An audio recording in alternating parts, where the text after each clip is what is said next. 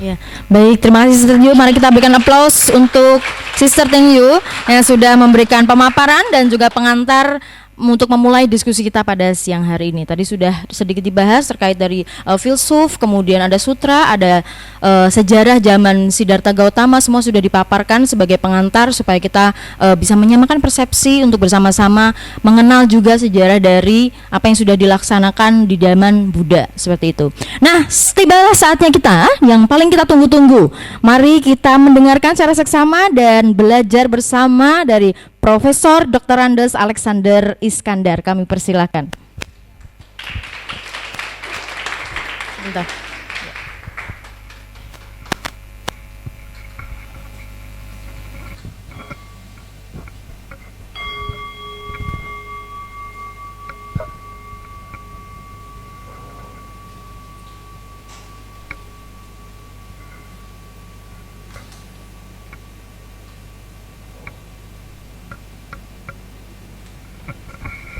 Ya, baik, silakan Pak Alex.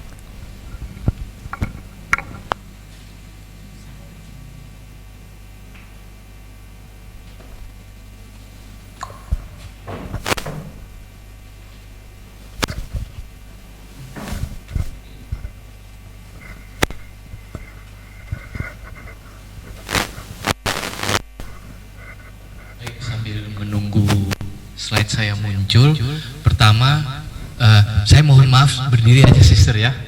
Kebiasaan di kampus kalau ngajar duduk gak enak rasanya.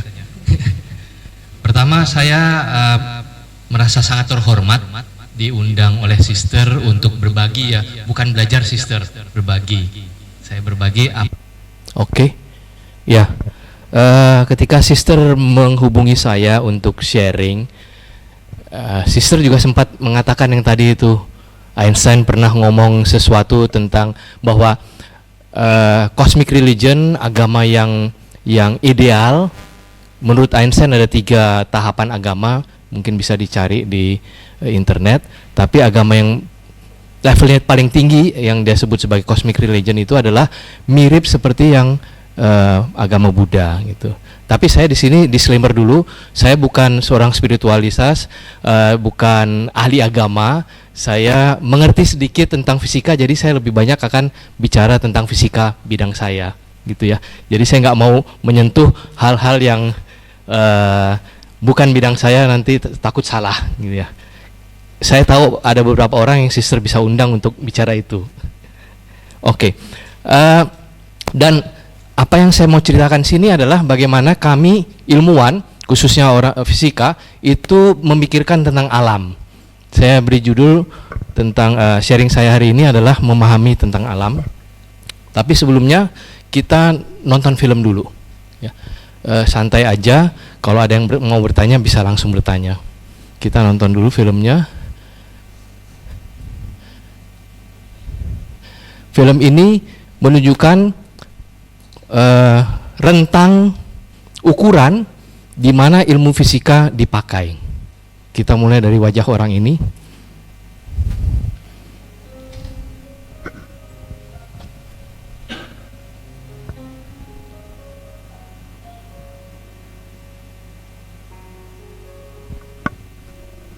Dari orang kita keluar ke kota,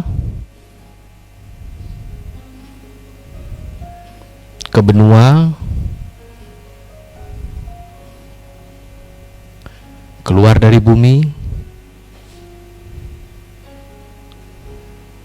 bulan,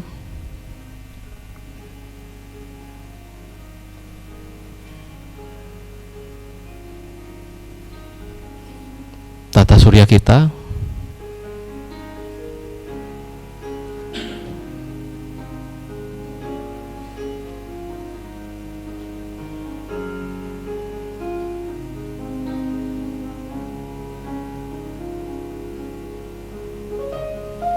bintang-bintang tetangga kita,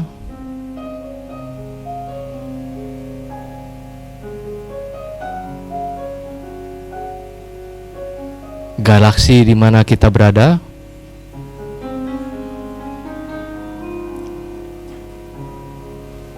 tetangga-tetangga galaksi, struktur alam semesta.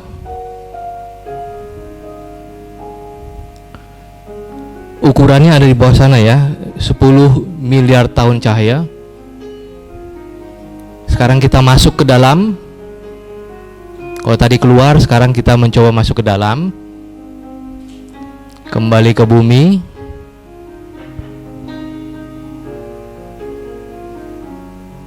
Kembali ke wanita tadi yang tadi tiduran. Kita masuk ke dalam.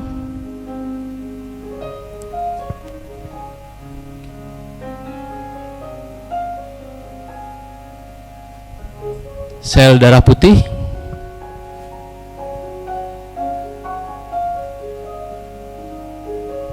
DNA.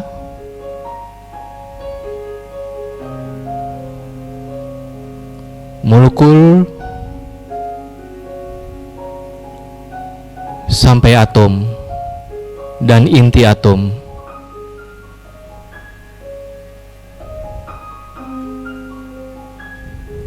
Ini intinya, dan masuk ke dalam inti.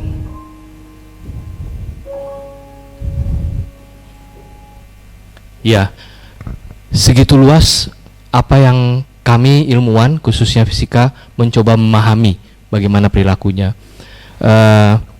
Waktu saya mempersiapkan ini, saya mikir-mikir, kayaknya kami ilmuwan fisika khususnya itu deket-deket saudara sepupu sama praktik kontemplatif sister. Kita sama-sama mencoba memahami, melihat lebih dalam, dan melihat sebagaimana apa adanya. Jadi ini dua tokoh yang cukup terkenal, dan mudah-mudahan nggak salah ini istilahnya sister ya, yata buta, melihat semuanya sebagaimana apa adanya. Itulah yang kita coba lakukan sebagai seorang ilmuwan, sebagai seorang fisikawan. Dan saya mau mulai cerita sejak zaman Yunani, yaitu mulai dari Aristoteles lah, kita nggak usah terlalu jauh ke belakang. Dari Aristoteles itu kira-kira tahun 380-an dia lahir sebelum Masehi sampai 322 sebelum Masehi. Bayangkan ini sebelum Masehi ya, jadi 2400 tahun yang lalu belum ada lampu, apalagi komputer, HP nggak ada. Kalau malam cuman pakai lilin. Tapi Aristoteles sudah mulai berpikir, dia melihat macam-macam batu, pohon, awan, berbagai macam itu. Dia mencoba merumuskan sebenarnya semua itu hanya tersusun dari 4 komponen saja, yang dikenal dengan 4 elemen dasar. Ibu bapak semua sudah tahu tentunya ya. 4 elemen dasar itu adalah tanah atau batu, air, api, dan udara. Menggunakan konsep 4 elemen dasar ini, Aristoteles mencoba menjelaskan apa yang terjadi di alam, apa yang dia lihat. Karena kita seorang ilmuwan itu selalu mendasarkan pada pengamatan. Dia bilang gini, kenapa kalau saya pegang batu jatuh ke tanah? Oh, karena batu itu tersusun dari 4 elemen ini dengan persentasenya berbeda-beda. Kalau batu, persentase tanahnya, persentase bumi lebih besar daripada persentase udara. Makanya batu selalu menuju ke induknya, yaitu bumi, gitu. Dengan penjelasan itu sudah bisa jelaskan kenapa batu jatuh, gitu. Ingat lagi nih, 2400 tahun yang lalu ya. Mereka sudah berpikir advance seperti itu, membagi hanya dalam 4 komponen aja. Kalau ada api, bikin api unggun, asapnya naik ke atas, saya bilang, oh itu gampang ceritanya. Asap itu terdiri dari 4 komponen ini, tapi yang lebih mayoritas adalah komponen udaranya, sehingga asap tersebut mau naik ke atas. Dan bukan cuma itu saja Aristoteles mulai berpikir, dia juga berpikir tentang bahwa manusia itu fana, kita itu akan mati suatu saat, tapi kita juga agak mulia gitu, sehingga tempat kita di tengah-tengah, bumi di tengah-tengah, alam semesta, langit yang terang-terang pada malam hari terlihat itu adalah sesuatu yang lebih abadi gitu. Nah, Ini yang dikenal dengan nama konsep geosentris. Dulu orang tahu bahwa kita itu pusat, kita itu mulia, maka kita di tengah-tengah. Dan pemahaman ini terus berlanjut sampai tahun 100 sampai 170 Masehi. Ada seorang ilmuwan dari Mesir namanya Claudius Ptolemy mencoba kembali. Sebagai ilmuwan kita selalu mendasarkan pada pengamatan, selalu melihat. Dan dia mencoba memperbaiki pemahaman geosentris dari Aristotle, karena kalau malam dilihat ada nyala terang dan itu kemudian kita kenal sebagai planet Mars. Itu kalau dilihat lintasannya itu seperti dia bukan hanya dari timur ke barat, tapi suatu malam dia kayak balik gitu. Pada malam berikutnya dia bukan berada di sini tapi berada kembali ke arah barat, ke arah timur, gitu ya. Jadi istilahnya retrograde. Dia kalau lintasannya dilihat seperti ini lintasannya, dia mestinya maju tapi kayaknya mundur lagi gitu. Nah, ini kalau dijelaskan, gimana cara menjelaskannya ya? Kemudian Ptolemy mikir, oh ada konsep epicycle. Epicycle itu adalah bahwa seluruh yang melingkupi bumi ini berputar, tapi berputar lewat lingkaran-lingkaran kecil lagi. Kalau kita lihat dari bumi, lewat lingkaran-lingkaran kecil itu seperti titik merah tersebut, kalau kita lihat ke belakang, maka lintasannya menunjukkan lintasan yang retrograde tadi, yang kelihatannya mundur, lalu balik lagi maju, gitu ya. Jadi Ptolemy mencoba menjelaskan apa yang dia amati, ya. Dan dia lakukan hal tersebut, untuk berbagai, karena setelah pengamatan ternyata bukan Mars aja yang seperti itu, planet Jupiter juga kelihatannya jalan maju tapi suatu saat dia mundur gitu. Kok bisa mundur ya? Ini karena setiap planet itu bukan hanya bergerak dalam lingkaran, tetapi ada lingkaran-lingkaran kecil gitu. Lingkaran kecil itu yang disebut dengan epicycle. Nah, salah satu prinsip dasar dalam ilmu pengetahuan adalah falsifikasi, bahwa ilmu pengetahuan itu bukan hanya bertujuan mencari kebenaran, tapi untuk memahami, kita memahami bagaimana perilaku alam. Dan dalam memahaminya itu, untuk suatu kemajuan, kita bukan berusaha membuktikan suatu teori selalu benar, tetapi justru kita berusaha membuktikan bahwa teori itu salah. Kalau teorinya salah, maka saya punya kesempatan untuk memajukan teori penggantinya, gitu. Jadi itulah prinsip dasar bagaimana kita bekerja seorang ilmuwan. Ini adalah konsep yang cukup terkenal dari seorang filsuf namanya Karl Popper. Nah, termasuk konsep geosentris dari Aristotle itu diuji berulang kali. Dan pertama kali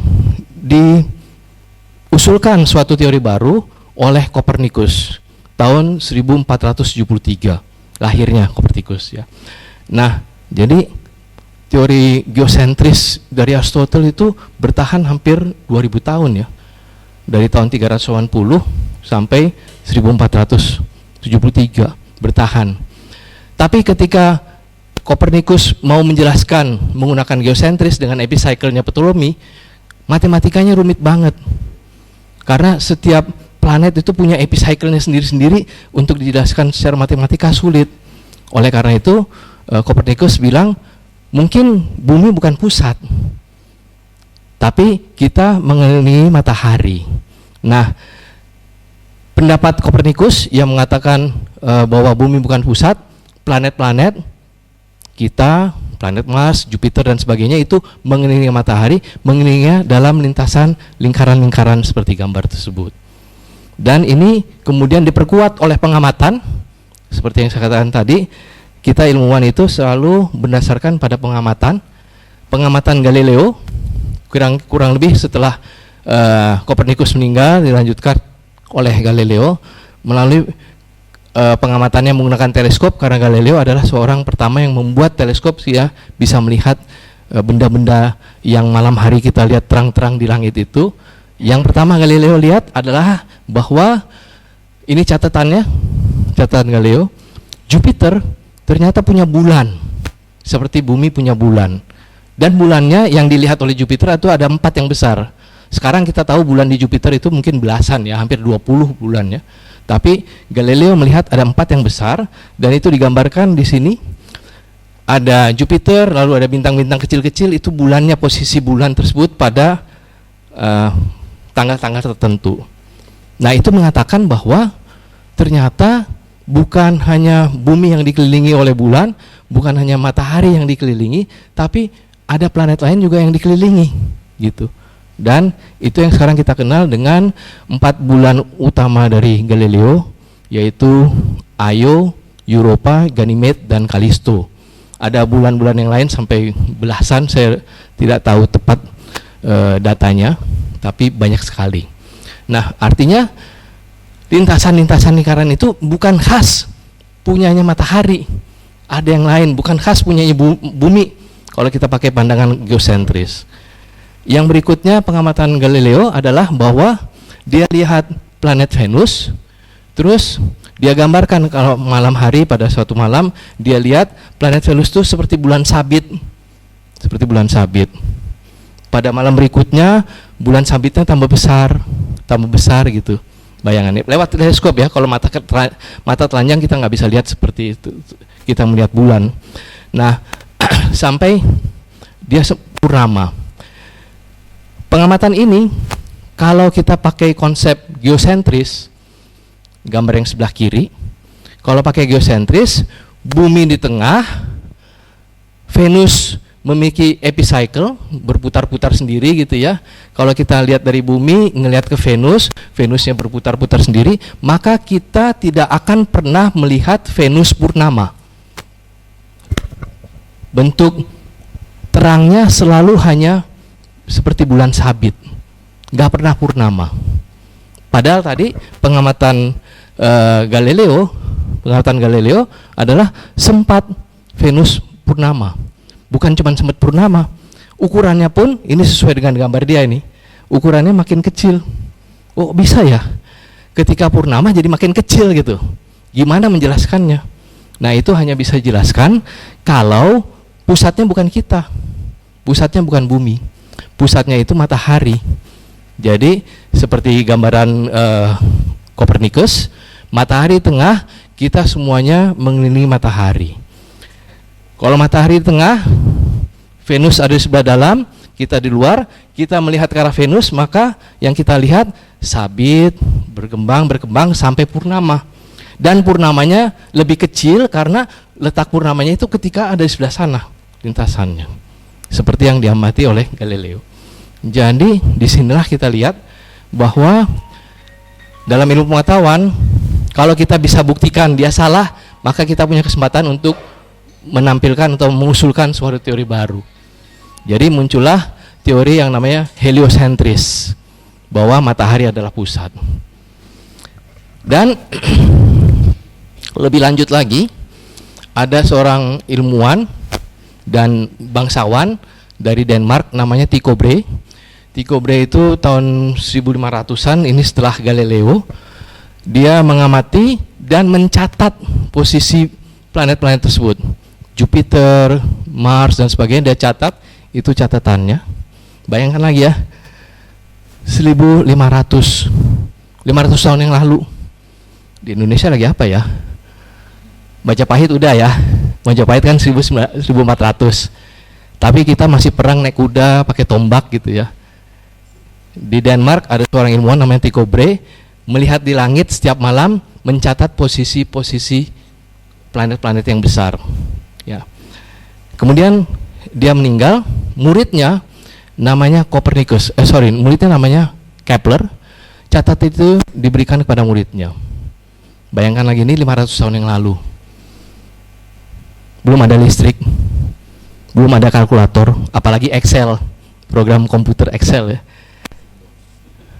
Bahkan DOS nggak ada. 500 tahun yang lalu, kalau kerja malam cuma pakai lilin.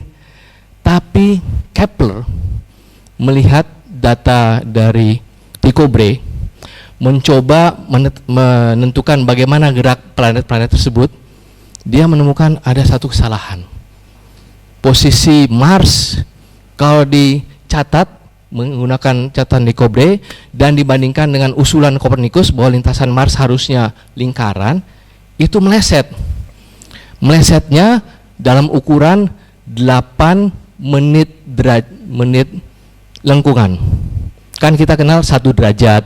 1 derajat dibagi dalam 60 menit gitu ya. 60 menit busur dibagi 60 detik busur gitu ya, seperti jam-jaman gitu. Nah, posisi Mars yang diamati dengan catatannya Tycho Brahe itu meleset 8 menit busur. 8 menit busur seberapa ya? Saya kasih ukuran. Kalau jarak 10 meter dalam ruangan ini mungkin 10 meter gitu ya. Bukaan 8 menit busur itu, kalau saya berdiri di sini, di sana itu bukaannya cuman 2,3 cm. Kecil ya. Wah, kecil. Ya itu cuma 10 meter. Kalau ukurannya tata surya kita, 8 menit busur itu membuat lokasi planet Mars itu tergeser sebesar 1/4 ukuran bulan. Kalau bulan purnama kita lihat tengah malam, maka ukuran posisi Mars berdasarkan catatan Tycho Brahe dan teori Kopernikus bahwa lintasan Mars bentuknya lingkaran itu selisih. Kalau gitu berarti teori Kopernikus bahwa lintasannya lingkaran itu salah, perlu diperbaiki. Dan perbaikannya adalah bahwa Pak Kepler bilang ada 3 hukum yang terkenal. Hukum pertama mengatakan bahwa lintasan planet bentuknya elips, bukan lagi lingkaran.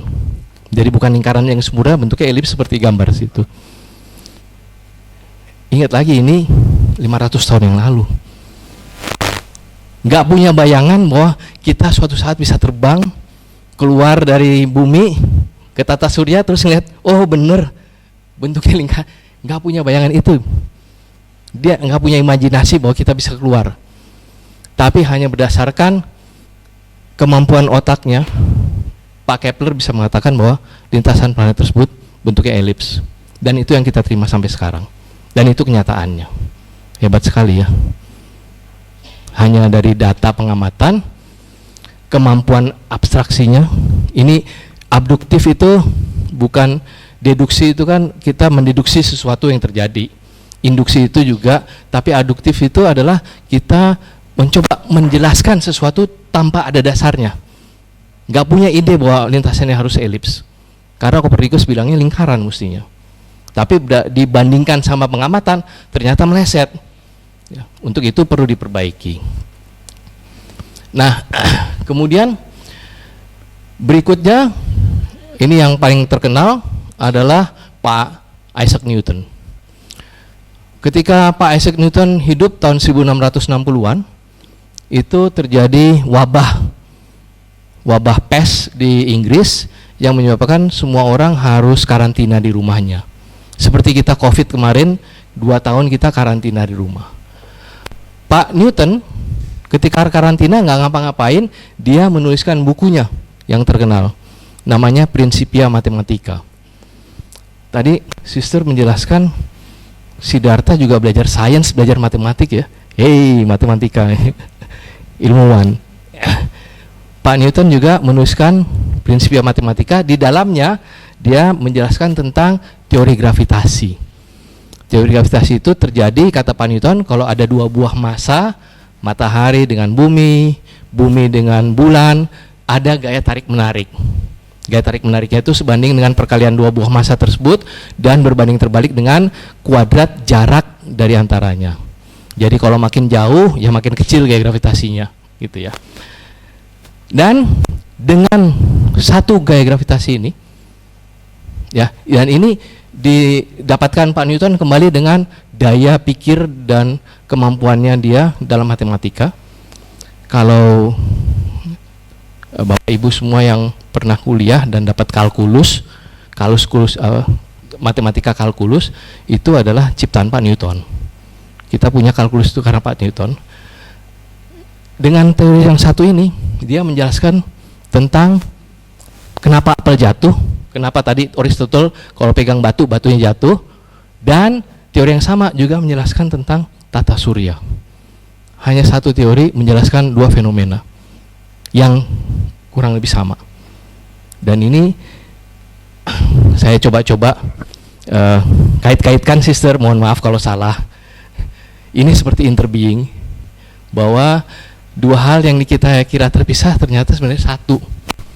Apa yang kita lihat, bahwa kalau saya pegang apelnya jatuh, dan kita lihat bulan yang selalu mengitari bumi, itu hukumnya cuma satu, hukum teori gravitasi Newton.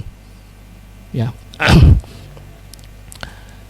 Sama seperti tadi, bahwa sains maju bukan karena kita ingin pembenaran. Justru sains maju karena kita mau menjatuhkan teori yang ada.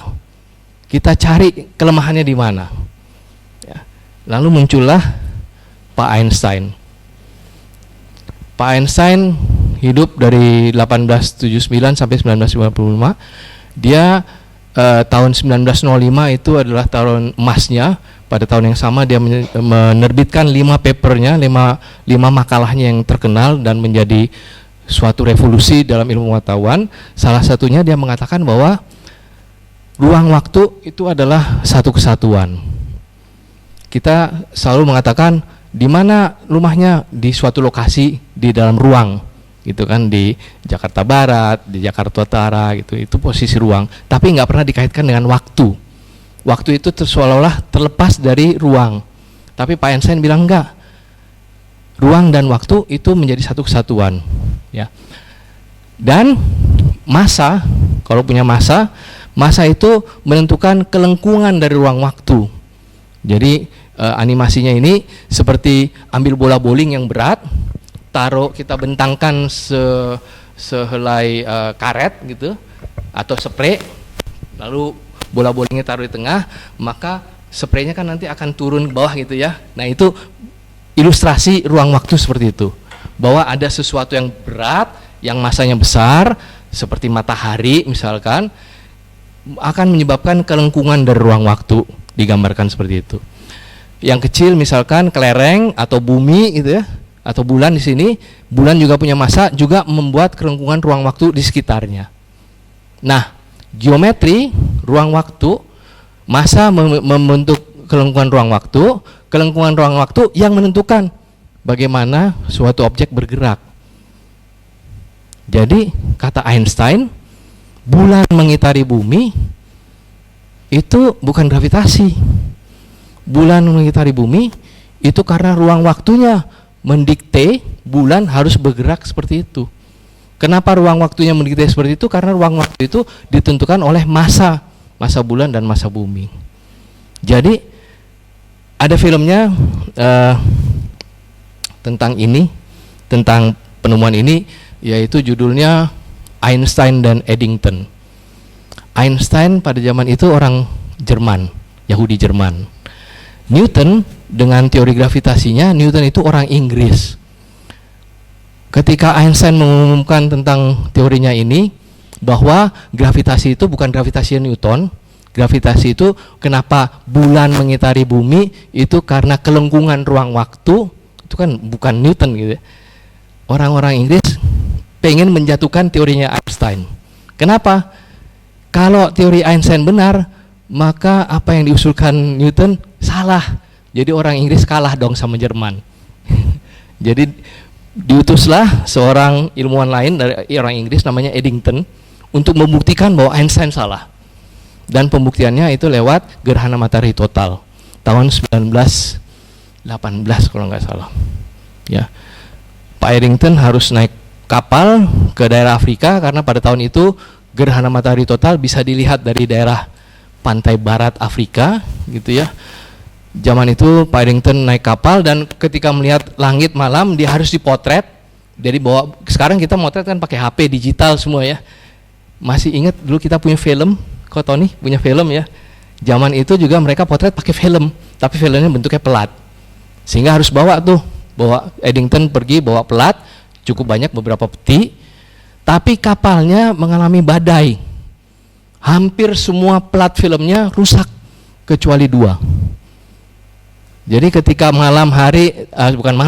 siang hari terjadi gerhana matahari total, Pak Eddington hanya sempat memotret 2 kali dan berdasarkan 2 plat foto tersebut dia membuktikan bahwa Einstein benar. Bahwa bukan berarti Newton salah, tapi Newton kurang lengkap. Teori gravitasi yang lebih lengkap itu yang diusulkan oleh Einstein. Jadi di sini, mohon maaf sister, saya kaitkan lagi dengan ajaran Thai bahwa impermanence, bukan ajaran Thai, ajaran Buddha, impermanence, ketidakkekalan, bahwa di dalam ilmu pengetahuan itu semua teori juga nggak kekal. Kalau saya bisa menjatuhkan teori itu, maka saya punya kesempatan untuk menghasilkan yang baru, mengusulkan yang baru. Ya. Nah, terkait dengan Einstein tadi, dia mengatakan bahwa ruang dan waktu itu suatu kesatuan. Jadi kalau gitu kita mulai bertanya dong, karena buat kita kan waktu itu kayak terlepas dari ruang ya. Tadi pagi saya dari rumah datang ke sini ke Bodhidharma, saya pindah ruang, pindah posisi. Di samping itu waktunya saya kejar-kejar waktu karena harus ketemu sister sebelum acara gitu, kayak terpisah gitu. Tapi Einstein bilang enggak, ruang dan waktu itu adalah satu kesatuan. Jadi setiap posisi itu sebenarnya punya jamnya masing-masing. Kalau saya berdiri di sini, saya pegang stopwatch saya sendiri, beda sama stopwatch Kotoni yang ada di situ, gitu ya. Nah, inilah yang disebut dengan konsep ruang waktu. Jadi tidak ada waktu absolut. Biasanya kan kita bilang ada waktu absolut, tapi ini enggak. Waktu itu tergantung dari siapa yang mengamati, siapa yang megang jam. Ya. Waktu itu bukan jam ya, jam 11.45 bukan itu. Tapi yang menentukan interval waktu. Kalau interval waktu itu misalkan ada gunung meletus, kapan dia mulai dan kapan berakhir, oleh dua pengamat itu bisa beda intervalnya. Saya bilang intervalnya 3 menit, pengamat yang lain bilang enggak, itu cuma 10 detik. Nah itu artinya dia kan bilang 10 detik karena dia yang lihat jamnya. Artinya jam masing-masing pengamat itu beda-beda. Bagaimana berlarinya jam tersebut beda-beda. Dan itu ditentukan oleh kecepatan pengamat tersebut bergerak. Lalu kita punya konsep bahwa kayaknya waktu maju terus gitu ya. Gak pernah bisa mundur ke belakang kan? Gak pernah bisa kembali jadi bayi lagi. Selalu punya konsep, berarti waktu itu ada arah dong ya. Tapi kata Einstein, ruang waktu itu satu kesatuan. Ruang dan waktu jadi satu. Tapi kok punya arah gitu. Kalau ruang kan saya bisa maju ke kanan, bisa mundur ke kiri, balik lagi kan. Tapi kalau waktu gimana ya? Nah, waktu itu arahnya ditentukan oleh konsep fisika yang lain namanya entropi, kekacauan sebenarnya. Analoginya adalah seperti ini.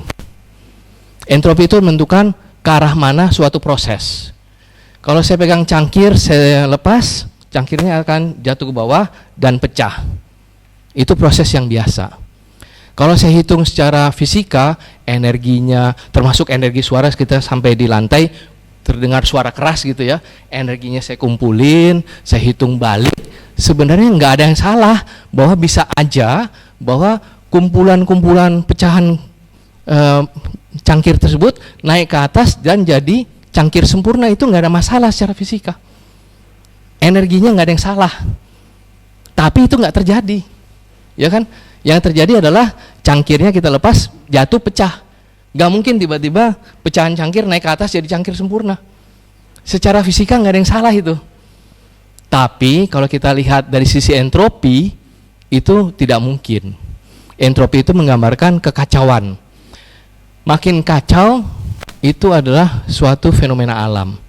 Jadi suatu negara kalau terjadi revolusi itu fenomena alam. Karena kalau revolusi itu pasti terjadi juga kekacauan. Ya.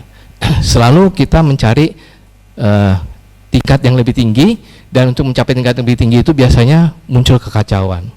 Nah, jadi entropi inilah yang menentukan ke arah mana waktu berjalan. Walaupun setiap pengamat punya waktunya sendiri-sendiri, punya jamnya sendiri-sendiri, tapi yang namanya kausalitas, saya nggak mungkin ada sebelum ibu saya ada. Itu kan kausal. Ibu saya harus ada dulu, baru saya ada, dilahirkan. Jadi walaupun masing-masing pengamat punya jamnya sendiri-sendiri, tapi kausalitas itu tidak disalahi. Ibu selalu ada dulu sebelum kita lahir. Gak mungkin ada pengamat yang lihat anaknya dulu ada baru ibunya ada, nggak mungkin. Gitu. Itulah teori relativitas Einstein. Nah, sekarang kita lihat dari sisi waktu, present time, kita selalu diajarkan untuk hadir di sini sekarang, sadar akan kita apa yang kita lakukan sekarang, apa yang kita pikirkan. Present time itu adalah now. Secara matematika tadi udah kelewat, yang nanti belum datang, dan lokasi di mana present itu kalau secara matematika namanya infinitesimal, kecil banget. 1/1000 detik sebelum ini udah lewat, udah bukan present. 1/1000 detik yang lain bukan present. Jadi present time itu it's so precious, karena itu sekarang dan hanya infinitesimal istilahnya, kecil banget. Jadi there is no time like the present. Karena dalam ukuran waktu sedikit aja udah lewat, udah bukan present lagi, gitu ya. Jadi ada ketidakkekalan saat ini. Kita ilmuwan fisika tidak bisa menemukan kini yang universal. Kininya masing-masing, karena masing-masing bawa jamnya sendiri-sendiri, maka kekiniannya mereka juga sendiri-sendiri. Jadi ini kembali lagi semacam impermanent sister. Nah, kita udah lihat struktur alam semesta, bahwa menurut Einstein ruang dan waktu nggak bisa dipisahkan, harus jadi satu, gitu. Walaupun jadi satu, tetap kausalitas bahwa ibu lebih dahulu daripada anak itu selalu tetap terjaga. Sekarang kita lihat isinya alam semesta ini apa, gitu ya. Ini gambaran sketsa saja tentang atom. Sebenarnya konsep atom ini juga sudah mulai dari zamannya Aristotle tadi, tahun 400-an sebelum Masehi. Seperti tadi Aristotle kan mencoba menjelaskan apa yang kita lihat ini dengan 4 elemen dasar.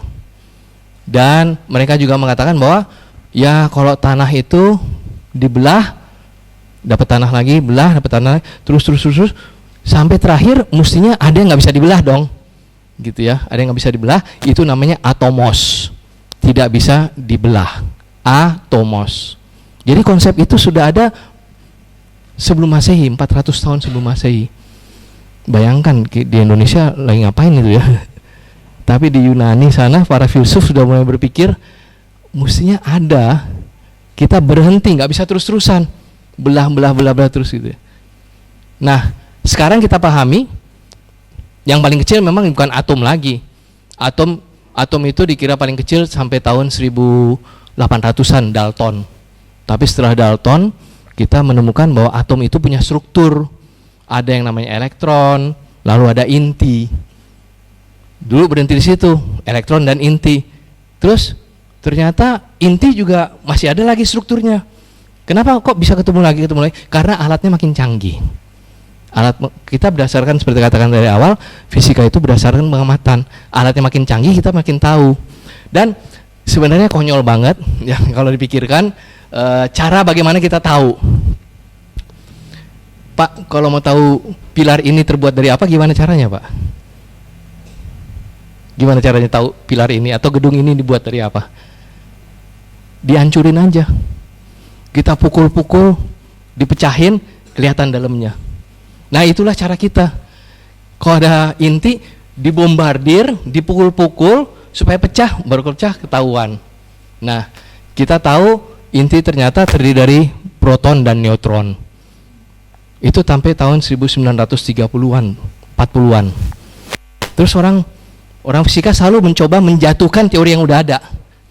Jadi coba pukulin tuh proton, dipukulin. Ya istilahnya pukulin, tapi sebenarnya mereka ditumbuhkan.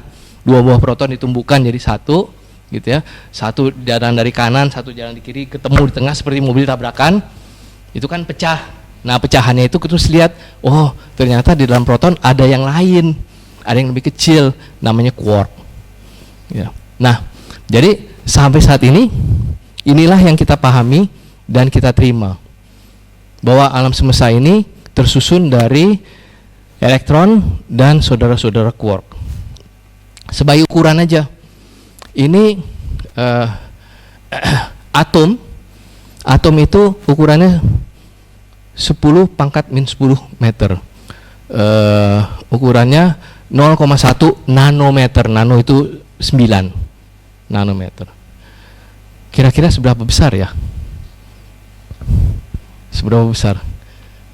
Saya kasih analogi. Itu foto rambut. Rambut, ambil selai rambut.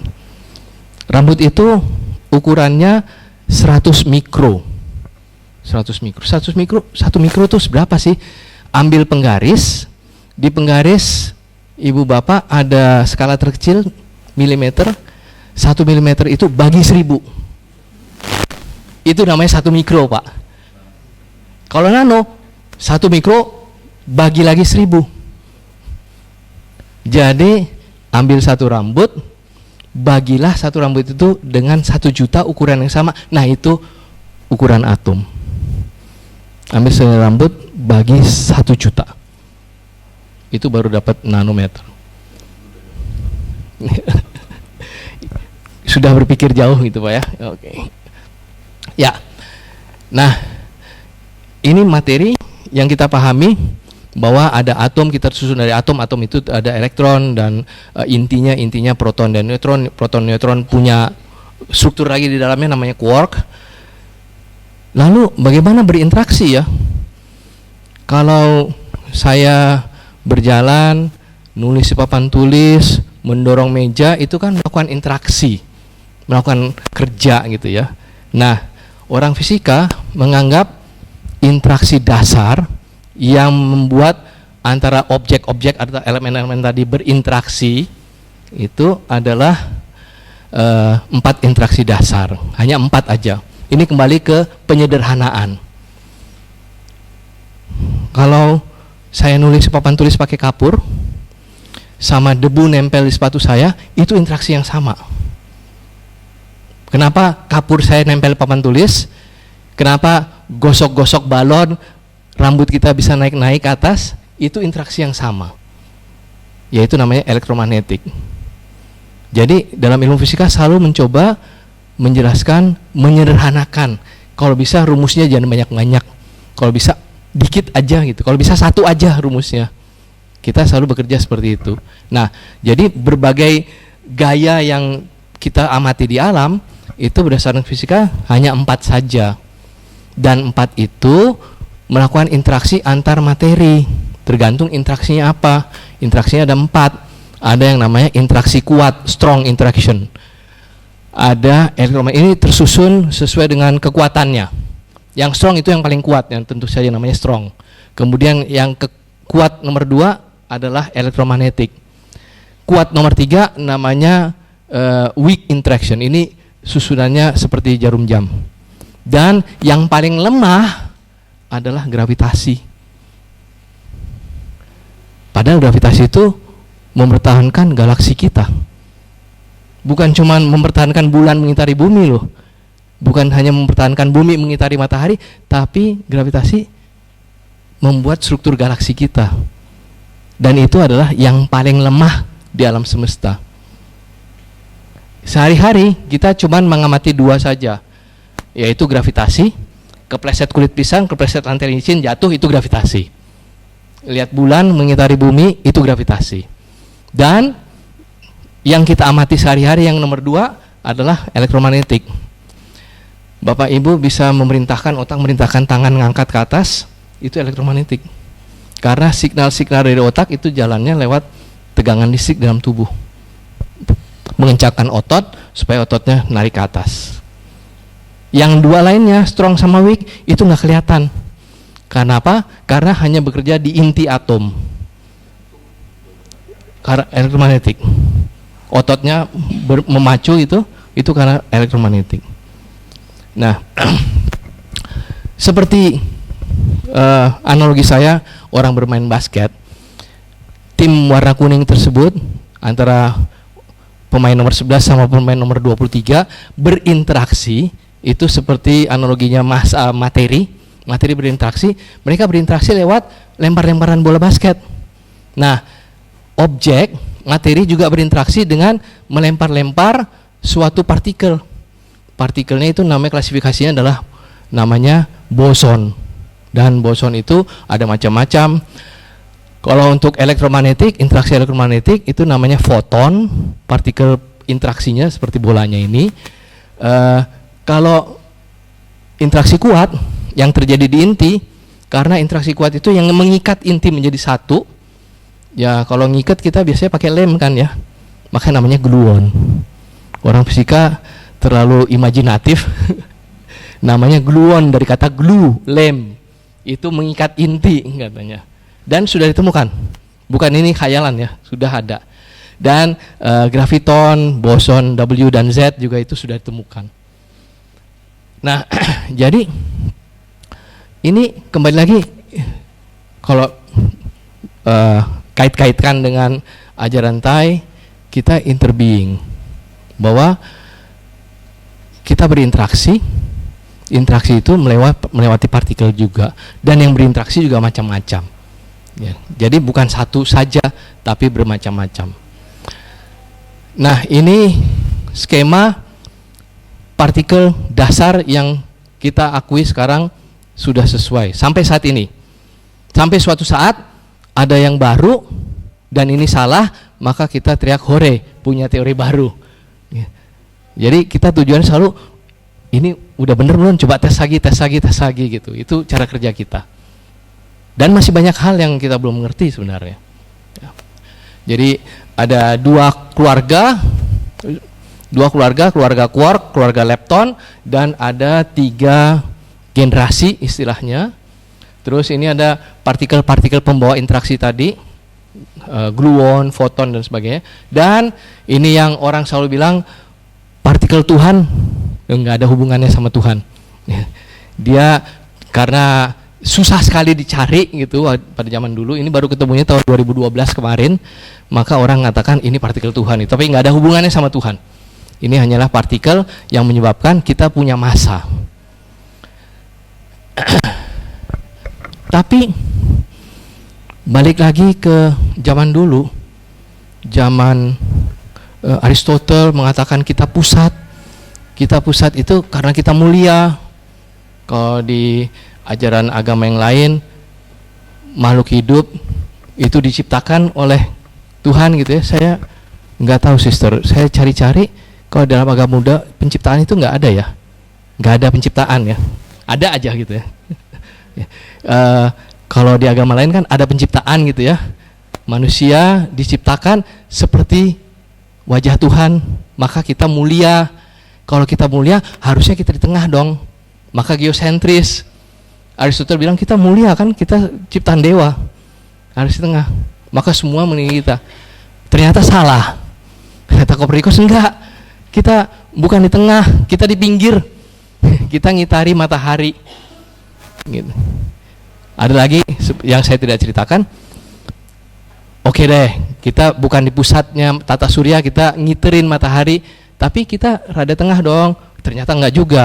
Kita di galaksi Bima Sakti kita tuh di pinggiran. Bukan di tengah galaksi Bima Sakti, kita duduknya di pinggiran.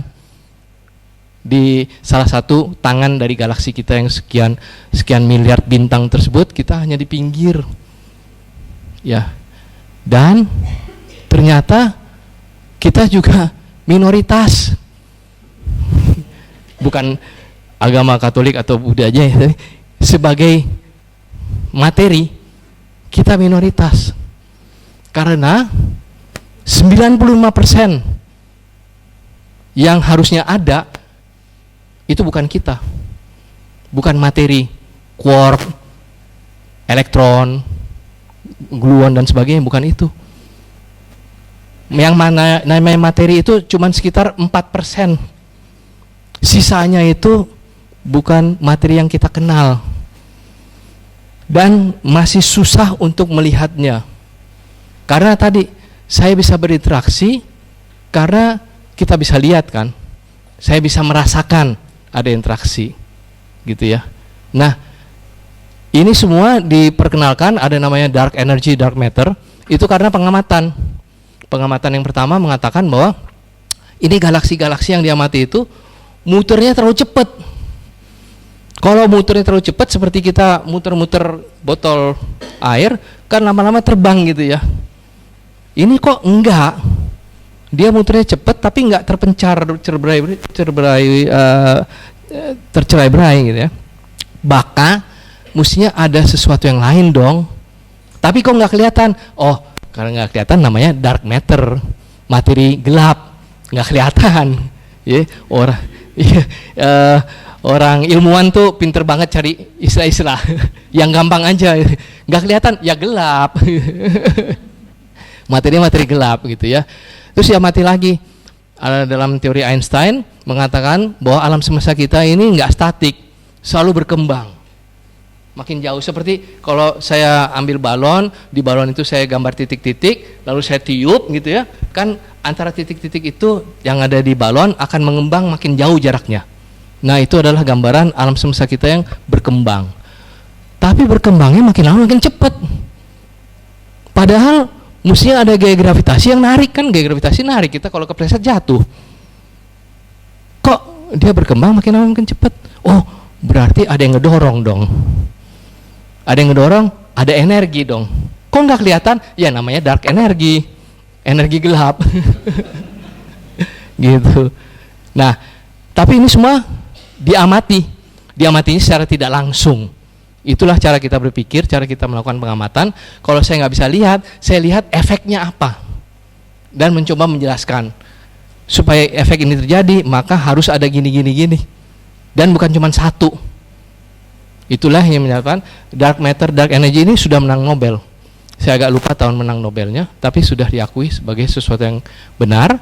Dan kita minoritas, kita cuma 4%, sisa alam semesta itu 90% adalah dark matter, dark energy.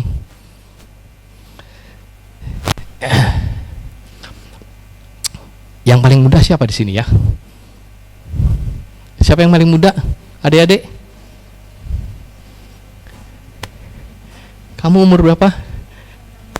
16, ada yang lebih kecil dari 16? Oh, Nur berapa? 14? Salah, kamu nggak umur 14. Ada sebagian dari kamu umurnya 13,8 miliar. Kita semua di dalam kita ada yang usianya 13,8 miliar. Apa? Atom hidrogen. Dalam tubuh kita ada air kan? Air kan H2O. H-nya itu hidrogen. Hidrogen itu tercipta pada saat Big Bang, pada saat pembentukan alam semesta 13,8 miliar. Jadi Kotoni 13,8 miliar usianya, sebagian, enggak seluruhnya. Dan yang lainnya gimana? Hidrogen berasal dari Big Bang, ya. Tapi yang lainnya dari mana datangnya? Macam-macam. Ada yang datang dari supernova, yaitu bintang termasuk matahari kita, suatu saat habis bahan bakarnya, hidrogennya habis berubah jadi helium, dan karena gaya gravitasi dari matahari tersebut, dia meledak, namanya supernova. Dan ketika dia meledak, tercipta unsur-unsur baru, karbon dan sebagainya sampai dengan besi. Bukan cuman supernova, tapi bintang yang meredup.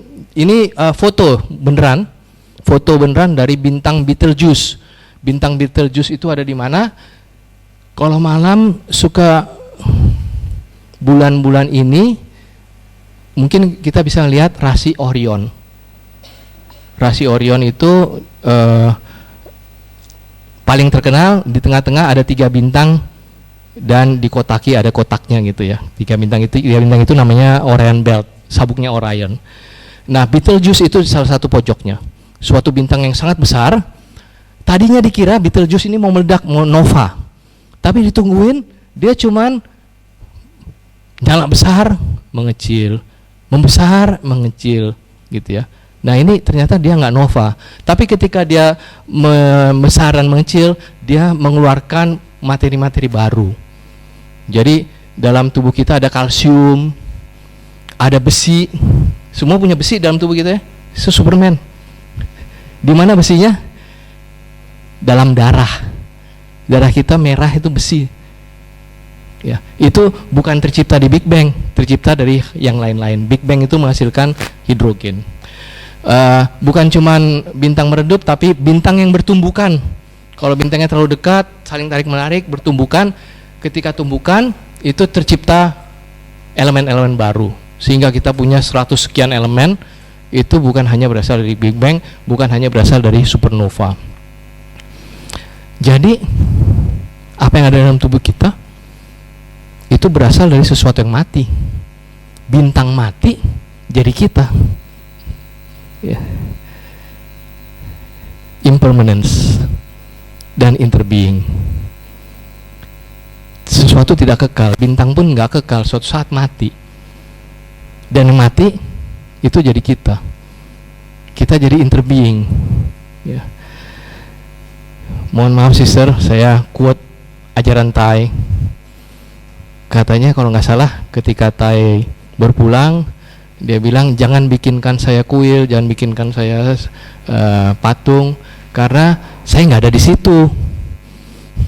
Saya nggak ada di luar. Tapi saya ada di mana? Saya ada di napas kita. Saya ada di dalam praktik-praktik kita. Jadi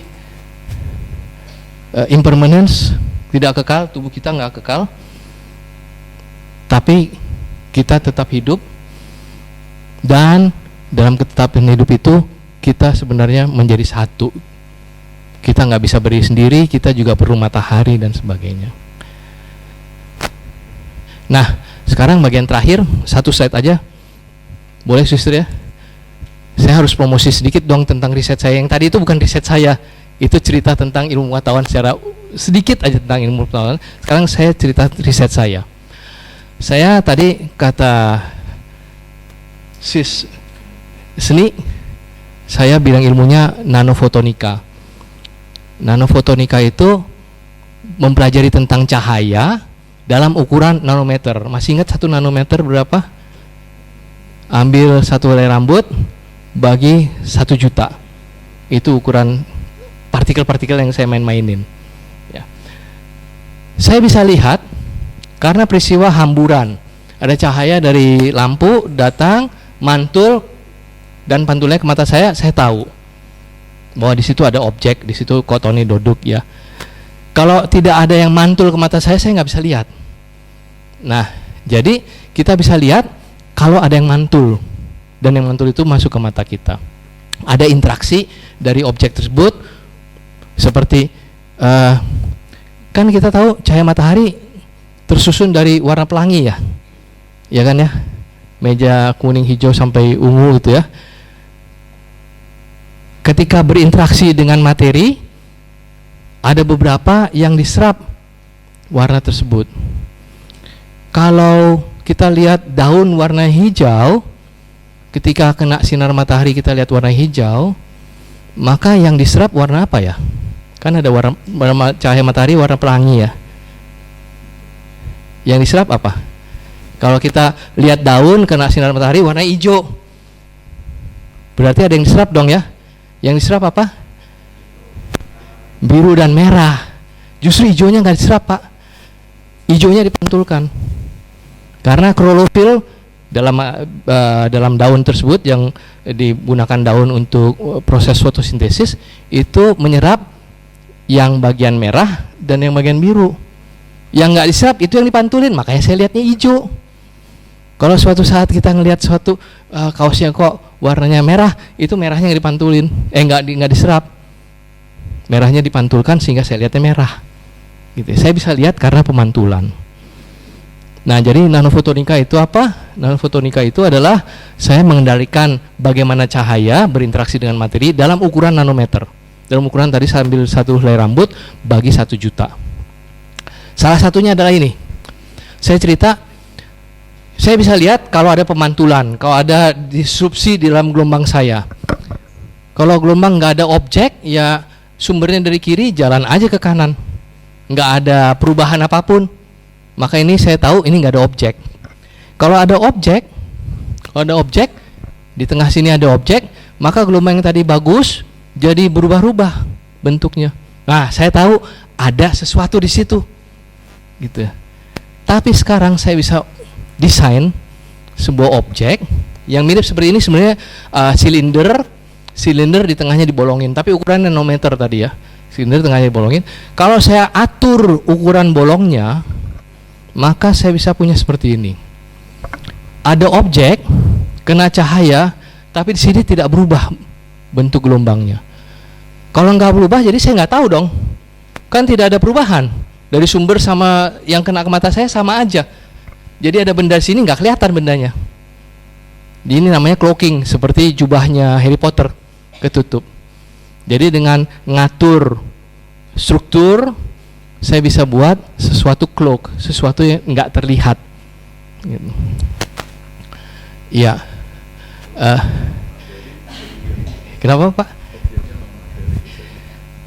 Objek non materi enggak, kan harus berinteraksi. Mungkin ada yang tadi bukan non materi ya. Kenapa yang tadi istilahnya dark matter, dark energy? Karena kita nggak tahu gimana interaksinya. Saya hanya tahu efeknya. Maka itu dicetuskan konsep itu, dan efek tersebut sudah dilihat dengan berbagai contoh sehingga dianggap benar. Tapi saya bisa tahu karena cahaya kan ya. Saya bisa tahu fenomena lain karena interaksi yang lain. Kalau interaksinya kita tidak pahami, kita nggak tahu. Jadi dengan non materi tadi, saya nggak tahu interaksinya apa, saya cuma tahu efeknya, dan efeknya itu yang cukup. Ya itu nggak tahu itu. Karena kami ilmuwan tidak bisa menentukan ini saya mesti ngukur apanya. Gitu. Kalau saya bisa tahu saya ngukur apanya, bisa kita punya interaksinya, gitu. Nah, sebenarnya saya punya satu film yang entah kenapa nggak bisa diputar di slide saya. Saya mesti minta slide yang diputar di laptop yang lain. Untuk itu saya pindah dulu.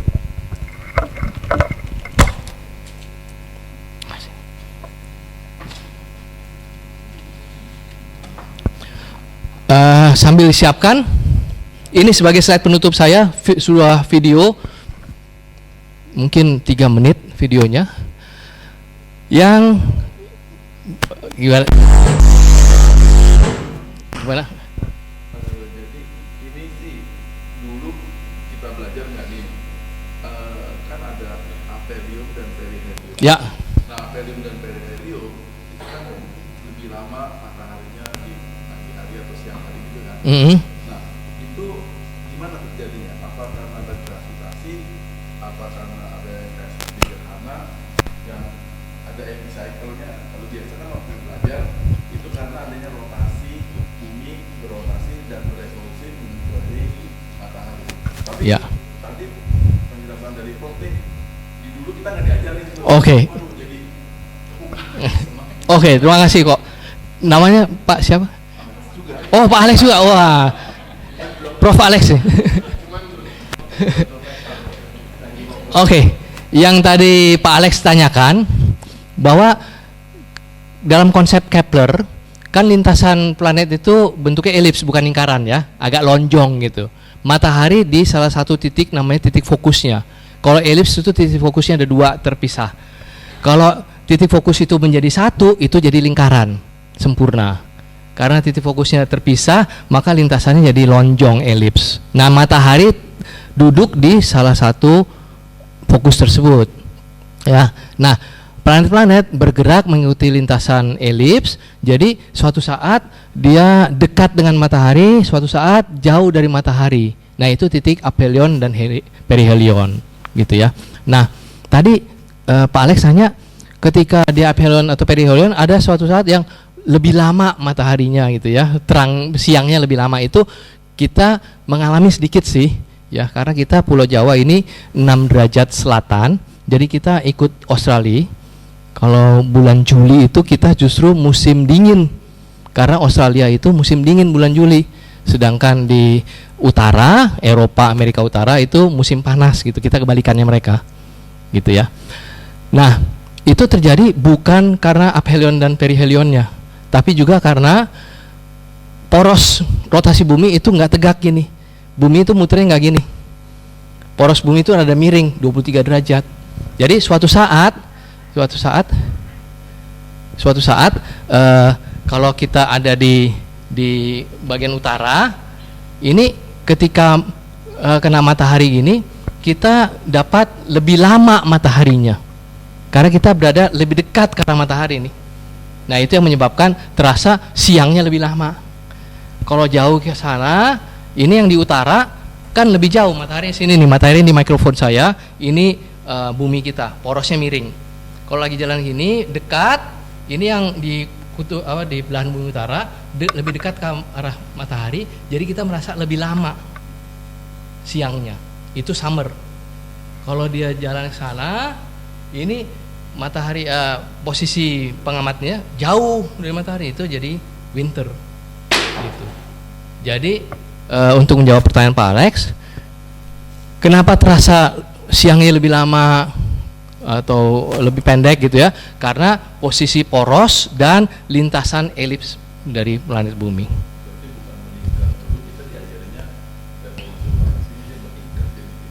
Ya memang buminya juga muter di sini. Buminya juga muter sini, tapi sambil muter dia muterin matahari juga. Iya, bukan tegak gini, nggak tegak lurus. Udah dari dulu begitu. Ada yang aneh lagi nih Pak. Ada yang aneh lagi nih, cerita sedikit sih, boleh sih ya. Semua planet rata-rata muter gini ya, nggak semuanya tegak, miring rata-rata, gitu ya. Planet Mars miring gini, Venus miring, Jupiter miring juga, gitu ya. Miringnya beda-beda sudutnya. Ada yang menggelinding, muter gini. Ya, planet Uranus muter gini. Jadi seperti gelinding di lantai gitu. Bukan muter-muter gini. Mungkin dugaannya suatu saat dia pernah ketabrak sehingga porosnya miring. Pernah ketabrak objek yang lain. Gitu. Oke. Filmnya sudah siap untuk diputar. Saya cerita dulu. Jadi tahun 70-an ada seorang astronom Amerika, Carl Sagan, sudah meninggal beliau sekarang. Ada 4 objek buatan manusia yang sudah meninggalkan tata surya sekarang. Udah keluar dari tata surya, udah lewat Uranus dan Neptunus, sudah pergi. 4 itu adalah Voyager 1, Voyager 2, Pioneer, dan yang terbaru New Horizon. Itu sudah keluar. Nah, Voyager 1 dan Voyager 2 itu dirancang karena Carl Sagan menghitung ternyata kalau kita luncurkan wahana gitu ya, satelit pada tanggal tertentu, pada bulan tertentu, sekali jalan dia bisa lewat bukan cuman Mars tapi lewat Jupiter, Saturnus, Neptunus yang belum pernah didatangi oleh objek manusia. Jadi dirancanglah Pioneer Voyager tersebut, 2 pesawat, Voyager 1 dan Voyager 2. Gitu ya. Sekarang sudah pergi, sudah melewatkan tata surya. Nah, ketika hilang, ketika lewat tata surya, sebelum pergi, Carl Sagan minta kepada NASA, coba arahkan lagi kameranya ke arah bumi untuk potret terakhir kali sebelum kita say goodbye to bumi, pergi meninggalkan tata surya. Nah, dari potret itu disusunlah sebuah film namanya The Pale Blue Dot, dan dalam film ini Carl Sagan menceritakan sesuatu yang untuk saya itu merupakan suatu refleksi tersendiri bagi kita yang tinggal di bumi untuk mengetahui di mana sih posisi kita sebenarnya. Kita tonton filmnya ya.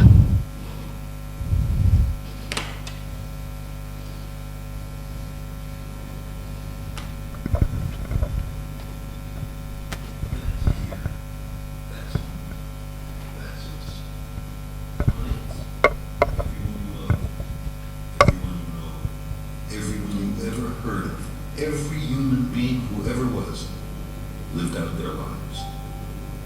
The aggregate or joy and suffering, thousands of confident religions, ideologies, and economic doctrines. Every hunter and forager, every hero and coward, every creator and destroyer of civilization, every king and peasant, every young couple in love, every mother and father, hopeful child, inventor and explorer, every teacher of morals, every corrupt politician, every superstar, every supreme leader, every saint and sinner in the history of our species lived there on a mote of dust, suspended in a sunbeam. The earth is a very small stage in a vast Itu bulan cosmic arena yang kecil.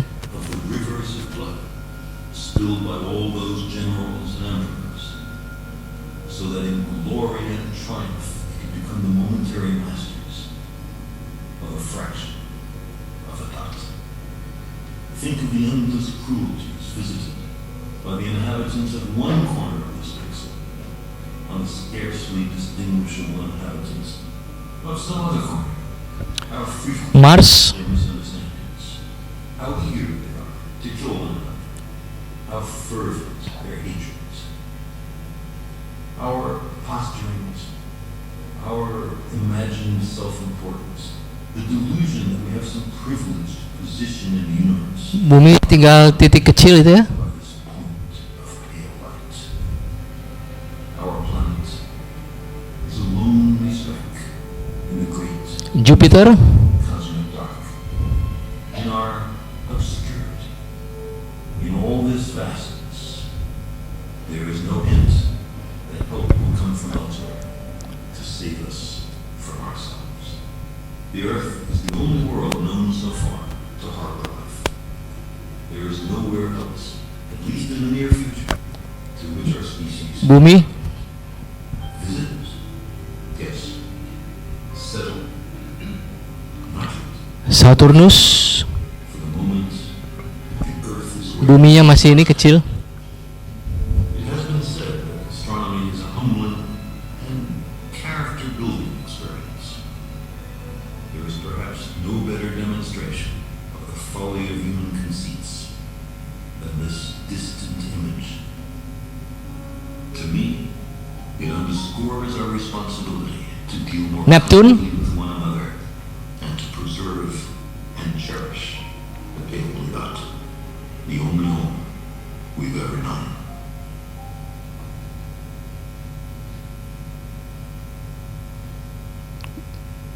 Setelah dari posisi Neptune, bumi hanya satu titik debu aja. Dan kita tinggal di situ. Dan kita berasal dari debu bintang. Kita berasal dari bintang yang mati. Kita interbeing. Terima kasih, Sister.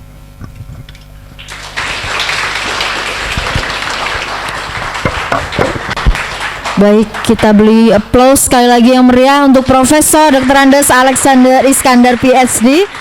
Terima kasih Prof. Alex yang sudah sangat detail dan mendalam memaparkan apa yang sudah dipelajari Pak Alex dalam ilmu fisika. Kemudian tadi banyak sekali hal-hal yang dijelaskan yang dikaitkan juga dengan ajaran kita Buddhism. Nah, itu sangat menjadi ilmu yang baru juga untuk semua sahabat-sahabat terkasih yang hadir pada siang hari ini, termasuk juga untuk saya. Ini sungguh ilmu yang luar biasa Pak Alex. Terima kasih sekali lagi. Terima kasih Sister. Ya, terima kasih Prof. Alex. Sungguh kesempatan luar biasa ya, saya bisa mendengar langsung dari pakarnya begitu. Ya, saya rasa siang hari ini pasti banyak sekali yang akan bertanya Pak, karena memang ini topiknya sangat menarik gitu. Tapi mengingat waktu yang sudah menunjukkan pukul 12:30, jadi kita harus meringkas ya. Saya hanya akan membuka satu pertanyaan dan satu sharing dari teman-teman sahabat terkasih. Jadi pertanyaan yang akan dijawab oleh narasumber adalah hanya pertanyaan yang berkaitan dengan topik, yaitu sains dan dharma, seperti apa yang sudah dipaparkan oleh narasumber. Harapannya supaya diskusi kita ini tetap fokus sehingga manfaat yang diperoleh bisa dirasakan secara bersama.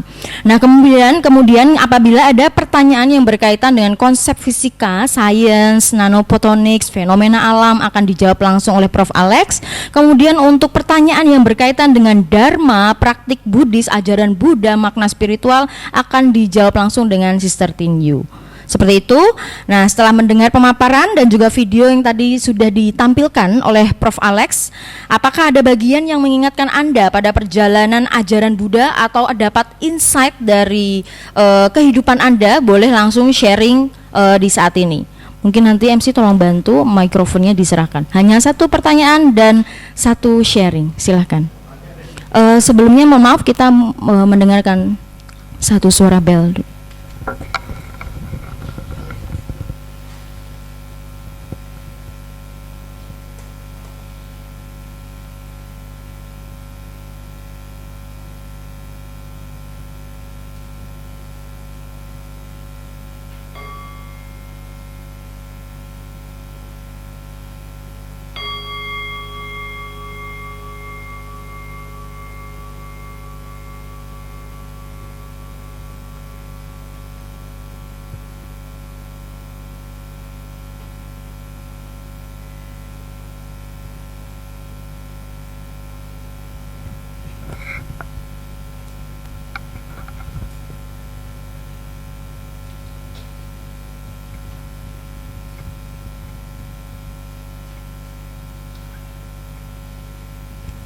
Ya, mungkin bisa diawali dengan nama dan berasal dari mana begitu Pak ya?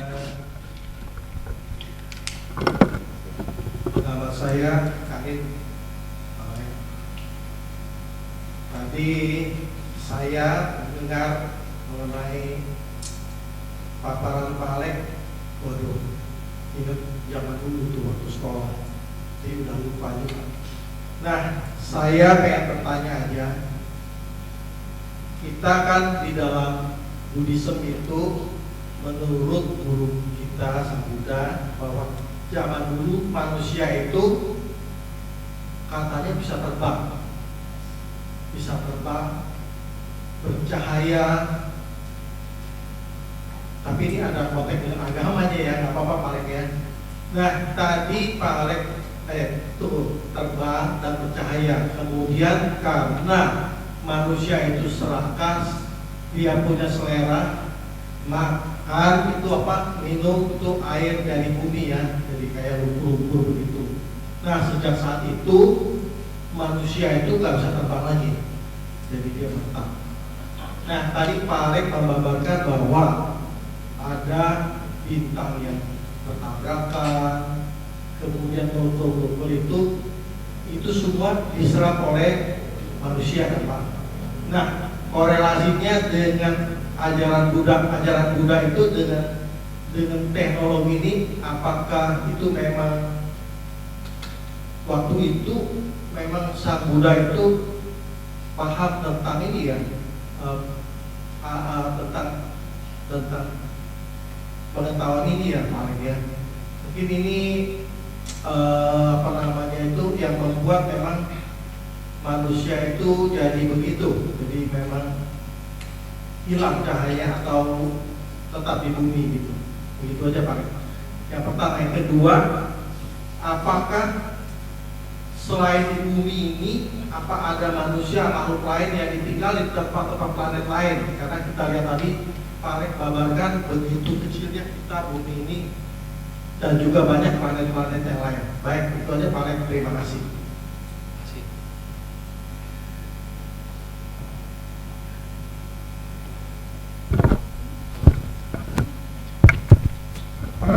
Ya, baik. Mungkin saya ringkas. Tadi untuk pertanyaan pertama adalah korelasi antara tata surya dengan ajaran Buddha. Kemudian yang kedua adalah apakah ada makhluk lain selain manusia di bumi ini. Begitu Pak Alex, silahkan. Terima kasih Pak Karim. Ketika saya kenal dengan ajaran Sang Buddha dari sister, dari teman-teman yang lain, saya kagum sebenarnya Pak bahwa dalam ajaran Buddha itu menurut saya satu-satunya ajaran yang menerima bahwa ada kehidupan di tempat lain, di bintang yang lain, di planet yang lain, ada Buddha di sana. Jadi Buddha yang di bumi adalah Siddhartha, tapi di tempat lain juga ada Buddha yang lain. Ya. Itu nggak ada di agama lain, Pak. Hanya agama Buddha yang memahami atau menerima bahwa ada kehidupan tempat lain. Nah, sekarang terkait dengan pertanyaan Bapak, katanya dulu manusia bisa terbang, lalu Sang Buddha menceritakan, mungkin kali ya, saya nggak tahu, saya nggak mau terlalu masuk ke sana, manusia minum air yang kotor dari bumi sehingga tidak bisa. Secara ilmu pengetahuan, saya jawab dari ilmu pengetahuan, Pak ya, kita nggak bisa membuktikan itu. Pertama, manusia modern itu paling lama di bumi baru sekitar ratusan tahun, Pak. Ratusan tahun yang lampau kita ada. Dan ratusan tahun yang lampau pun bentuk manusianya masih kita keturunan monyet gitu kan ya. Kita masih sekeluarga hominid gitu. Jadi saya nggak bisa jawab itu, saya nggak tahu, Pak. Ya. Pertanyaan kedua. Oh, tadi itu. Saya kagum bahwa agama Buddha percaya ada yang lain. Kita sudah mencoba, para ilmuwan mencoba mencari. Dari sekitar 60 tahun yang lalu ada Project SETI, Search for Extraterrestrial Intelligence dari Amerika. Kita paling pertama cara kita tahu ada sesuatu, ada yang lain, ada yang dengerin kan, Pak ya. Kita dengerin kalau tiba-tiba ada yang ngomong, oh ada tuh orang lain gitu ya. Tapi sampai sekarang belum pernah tuh, Pak. Nggak ada kita terima suatu message, suatu pesan aneh gitu dari luar, nggak ada.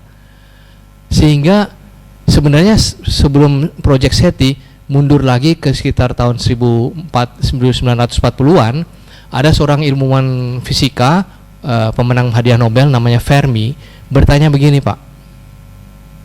Where is everybody? Mana yang lain ya?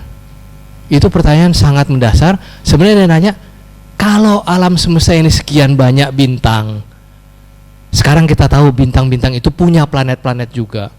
Dari sekian planet-planet itu ada yang berada di habitable zone, namanya daerah yang air nggak beku jadi es, dan tidak terlalu panas sehingga air tersebut menguap. Ada air bentuk cair gitu ya, yang memungkinkan terjadi kehidupan. Mestinya banyak ya. Tapi kok kita nggak pernah dengar sampai sekarang. Setidaknya kalau kayak kita siaran nih lewat Zoom, ini kan elektromagnetik nggak dibatasi kan, ini akan keluar di bumi terus sampai ke Mars dan seterusnya, ke alam semesta. Mestinya kalau ada yang lain kita juga bisa nguping dong ya. Tapi sampai sekarang kita belum dapat, Pak. Itu bisa saya diundang, bisa ada yang diundang untuk cerita tentang itu khusus sister. Tapi kemudian orang ilmuwan mencoba mencari tahu, dan beberapa teorinya mengatakan ada the big filter, ada filter besar gitu ya. Salah satunya dan ada rumusnya, Pak. Kenapa kita kok sampai sekarang nggak lihat, padahal mestinya probabilitasnya ada. Salah satu unsur dalam rumus itu adalah keserakahan manusia yang tadi yang Bapak bilang, bahwa suatu civilization, suatu peradaban itu punya usia. Tidak kayaknya nggak mungkin peradaban itu infinite. Sekarang aja udah mau perang nuklir, Pak. Padahal kita manusia kan baru berapa? Puluhan ribu manusia modern ya. Puluhan ribu tahun. Jadi suatu peradaban itu pasti punya span, dan itu kalau dikalikan mungkin aja dulu ada di sana, tapi dia udah saling bunuh, kita nggak denger gitu.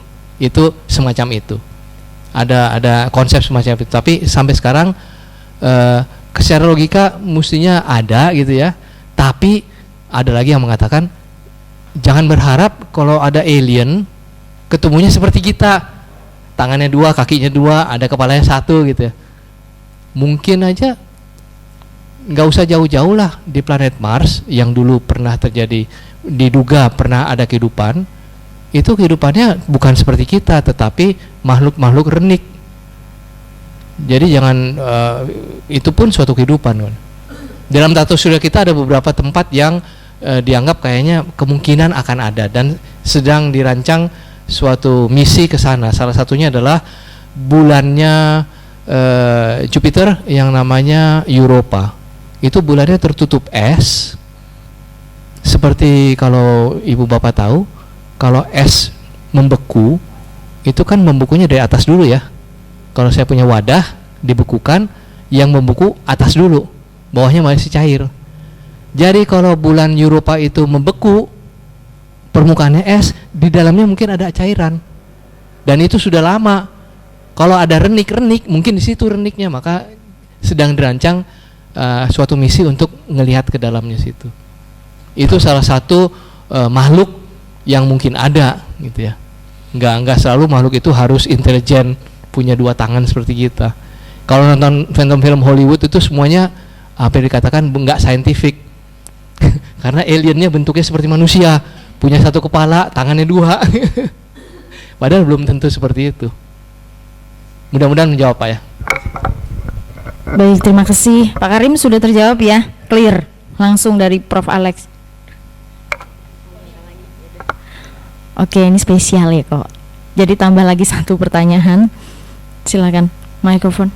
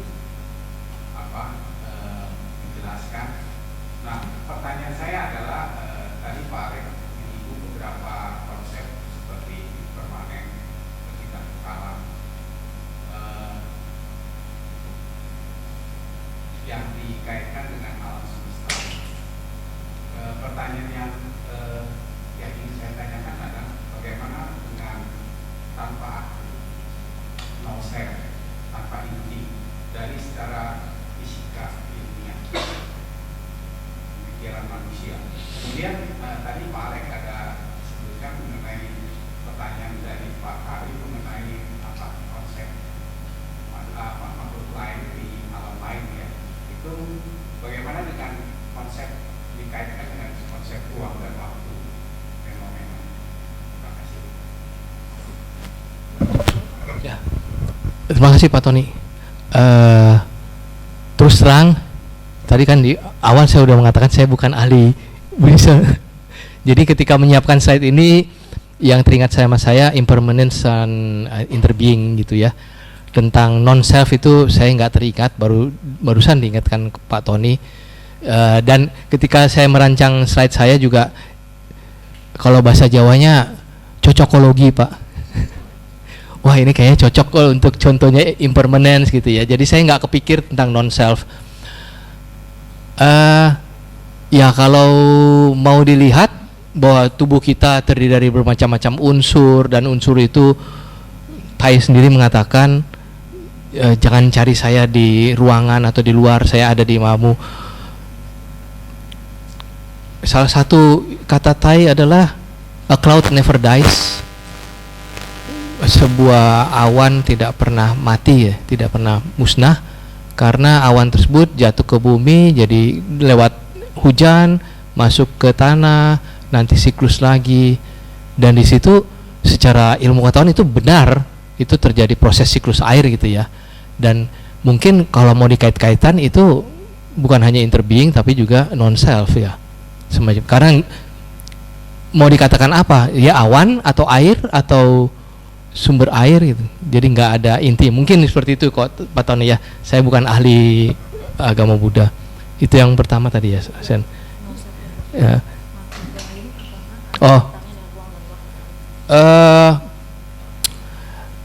Pertama, apa yang kita orang ilmuwan tuh selalu cari kerjaan, Pak Tony. Selalu nyari-nyari apalagi yang bisa ya, walaupun susah untuk dibuktikan. Salah satu konsep yang sekarang cukup hot dikerjakan oleh teman-teman saya adalah multiverse. Bahkan itu diangkat di film-film Marvel, multiverse gitu ya. Itu kan kita mengatakan universe, hanya satu alam semesta. Tapi sebenarnya dalam hitungan nggak mengharuskan satu, bisa lebih. Dan bahkan ada konsep bahwa Big Bang bisa terjadi itu karena multiverse-nya itu seperti membran yang ketemu. Karena dia berpapasan, ini terjadi sesuatu gitu. Nah, pertanyaan Pak Tony, apakah ada makhluk lain terkait dengan alam semesta dan ruang waktu tersebut? Ya tentu saja seperti itu jawabannya ya. Mungkin, kita nggak tahu, belum ketemu sampai sekarang. Bahwa ruang waktu dari Einstein itu yang sampai sekarang dipahami itu yang paling benar sampai saat ini ya, sebelum ada yang baru.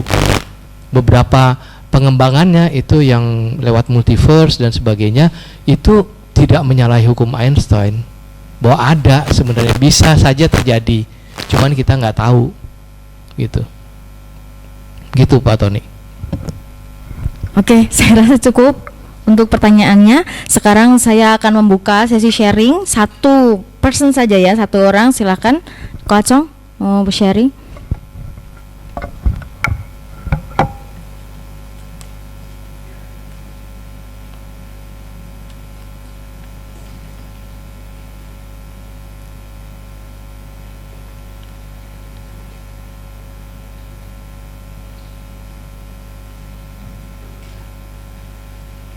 Terima kasih Sister. Terima kasih Prof dan Sister yang siang hari ini sudah berbagi buat kita semua. Seperti yang penanya yang lain, luar biasa, membuat kita terkagum-kagum, tercegang gitu ya. Tapi ada beberapa yang saya coba catat, ingin saya share itu. Mungkin ini juga menjadi sebuah pertanyaan, mungkin juga menjadi sebuah pemahaman. Dan seperti yang tadi Pak Alex sampaikan, bahwa ya ilmuwan itu kan selalu mencari salah biar dapat teori yang baru, karena hasil yang baru akan menciptakan teori-teori baru. Dan tentunya keterbatasan manusia juga menjadi sesuatu yang luar biasa, membuat kita ingin tahu yang lebih besar kembali. Tadi kita bicara tentang banyak hal, jadi boleh kita bilang manusia ini adalah bagian terkecil. Apalagi kalau kita lihat film yang tadi ya, dari yang kecil-kecil besar, dari yang besar dari manusia terus tarik terus gitu ya. Boleh dibilang kita ini juga manusia sendiri, person sendiri adalah mikrokosmos ya, dari makrokosmos gitu ya. Terus kalau dulu kita belajar hukum kekekalan energi, kita kan ingat bahwa energi tidak diciptakan, tidak dapat diciptakan, tidak dapat memusnahkan gitu ya. Berarti itu juga kalau saya coba mengkaitkan, berarti itu sama juga dengan kesadaran kita, kehidupan kita, bahwa tubuh kita mungkin bisa hancur, tapi kesadaran kita terus berproses. Ya, itu kalau kehidupan gitu ya. Dan ada lagi, saya coba berpikir kecepatan cahaya dan kecepatan pikiran ketika melihat yang tadi. Meskipun kita tahu secara teori kecepatan cahaya lebih cepat daripada kecepatan pikiran, tapi nggak bisa dimungkiri ternyata kecepatan pikiran, imajinasi manusia seperti yang Prof tadi sampaikan, menjadi sesuatu yang luar biasa ya, karena kita duduk tubuh jasmani kita di sini, pikiran kita berimajinasi, kita sudah bisa tiba di suatu tempat tanpa kita harus ke sana gitu ya.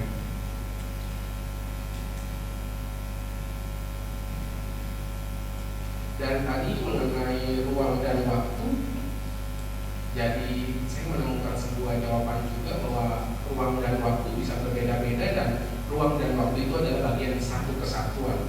Dan ini juga berarti menunjukkan bahwa memang ada kehidupan di setiap alam, di setiap planet kita anggap dari sisi ilmu gitu ya. Berarti di setiap planet ada kehidupan, karena ruang dan waktu tergantung dari mana orang melihatnya, gitu kan ya, dari posisinya.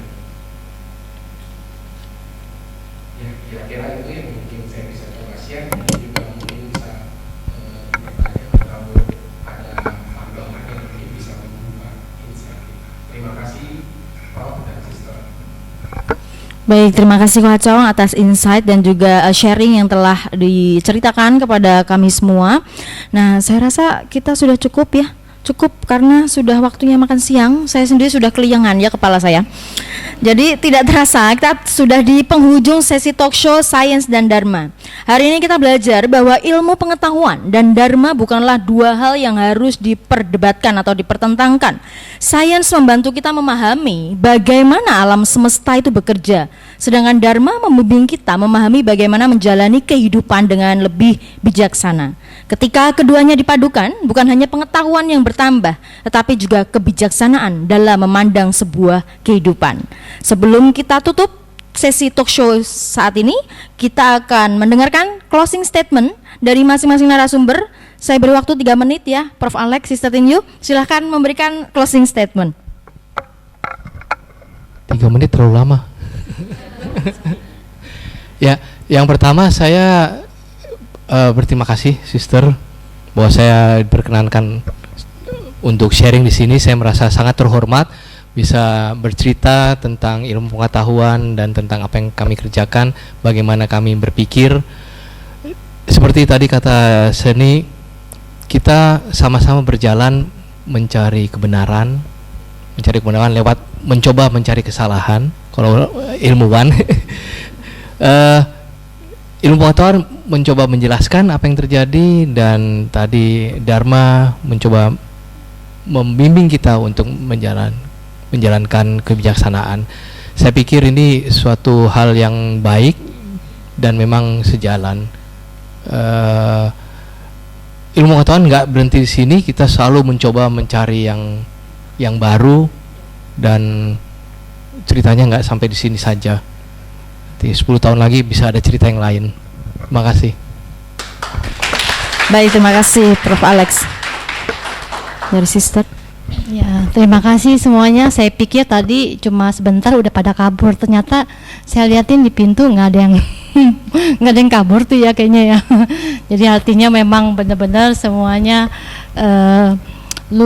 interesting gitu ya Pak Alex ya. Nah, terima kasih juga Pak Alex sudah mencerahkan kita. Saya ingat tentang ajaran Thai ya, Zen Master Thich Nhat Hanh. Beliau itu bilang sains dan Buddhism itu harusnya maksudnya kita harus belajar dari sains, karena seperti sains itu kan selalu memperbaharui, ya kan? Jadi kayak bersifat progresif ya Pak Alex. Jadi ketika kita mempelajari Buddha Dharma juga harus spiritnya seperti itu, karena kita tahu bahwa segala sesuatu itu impermanence, non-self ya, itu adalah tilakkana dari ajaran Buddha. Satu lagi apa ya, non-self sama dukkha ya, dukkha, nirwana. Kalau dari Thai bilangnya nirwana. Jadi kita tahu bahwa tadi sering disebut sama Pak Alex, impermanent, anicca itu adalah kehidupan, ya kan? Jadi anicca itu bukan sesuatu yang negatif ya mungkin ya. Kalau selama ini kita mikirnya anicca itu sesuatu yang penderitaan gitu. Tapi sebenarnya kalau di ilmu fisika tadi kita sudah dengar bahwa bintang itu bertabrakan lalu menjadi kita ya. Itu karena proses impermanence juga ya Pak ya.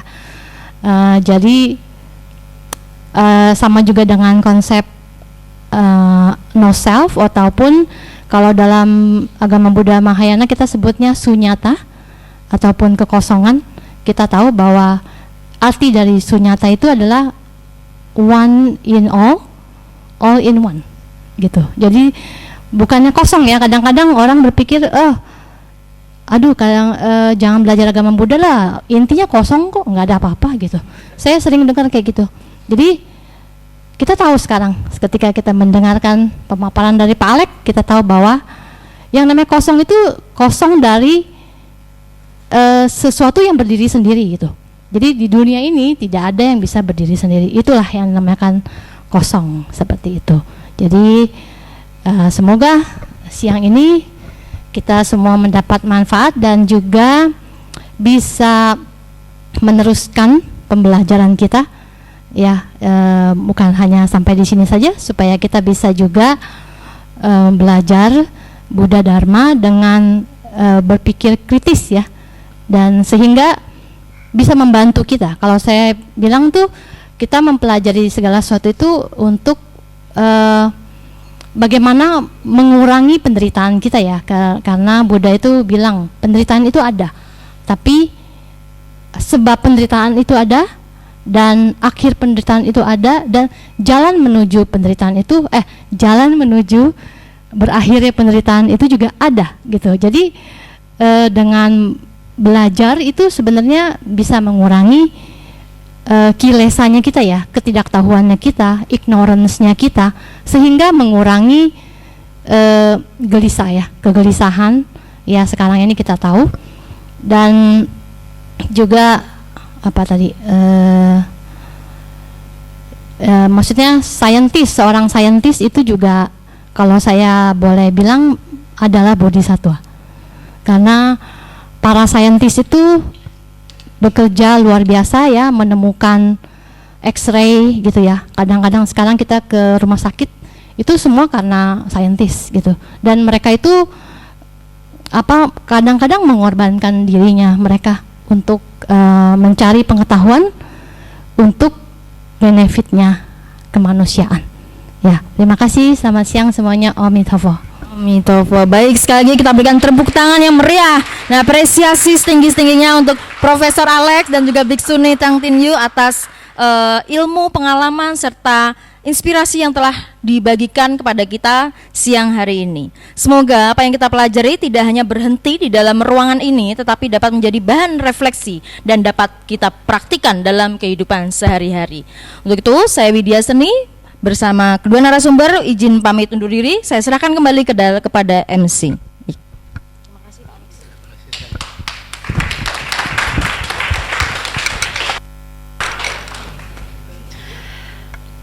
Ya, wah, luar biasa sekali ya.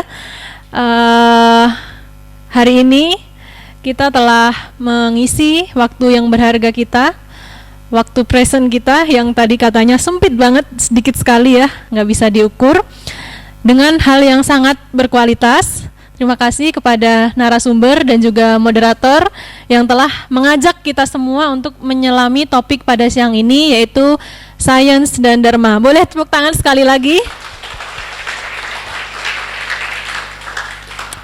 Ya, acara berikutnya adalah penyerahan cenderamata dari Pusdiklat Buddhist Bodhidharma kepada narasumber Prof. Alex yang akan diserahkan oleh Bapak Karim selaku Ketua Yayasan Pusdiklat Buddhist Bodhidharma Jakarta. Kepada Bapak Karim, silahkan maju ke depan.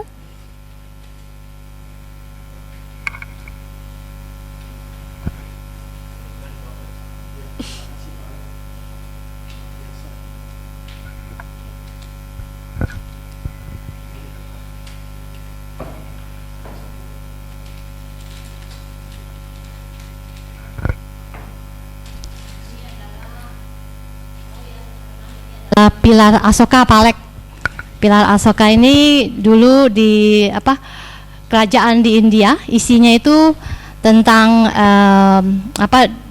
dekrit moral dan lain-lain lah gitu ya. Nanti bisa dicek di Google. Maaf.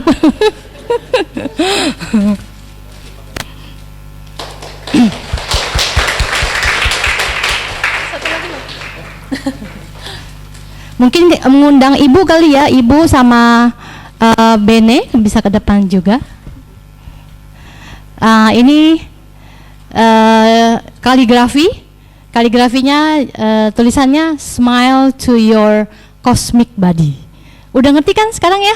Kalau kita lihat kalimat ini, karena sudah dengar penjelasan dari Pak Alex, kita tahu bahwa tubuh kita itu bukan hanya tubuh secara fisik ya. Kita tahu kita punya tubuh Dharma, tubuh Buddha, tubuh Sangha, dan kita punya tubuh cosmic body, tubuh kosmik. Ya, thank you Pak Alex. Ya. Kepada para pengurus silahkan maju ke depan untuk foto bersama dengan narasumber dan juga moderator, Ko Bun Ing, Ko Tony, Pak Alex dan juga Ibu Shirley. Silahkan maju ke depan. Ada siapa lagi?